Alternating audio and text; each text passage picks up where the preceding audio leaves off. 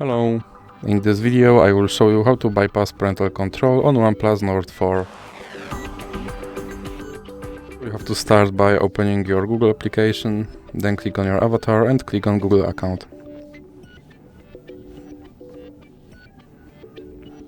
Now click on Data and Privacy, and here you have to scroll down and click on Delete your Google account. And now you have to enter your password.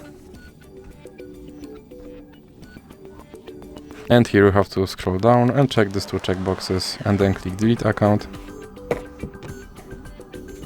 And now your account should be removed, so you can open, for example, Google Play Store and then click Sign in. Now you have to enter your email address and click Next. And as you can see, my account is deleted, so now I have to click Next to recover it.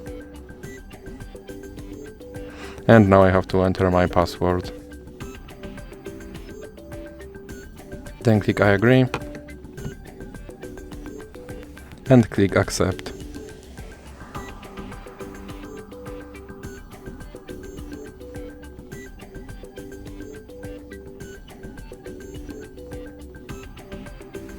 And as you can see, my account is recovered and my parental control is bypassed. So that's it for this video. If you liked it, please remember to leave a like and subscribe.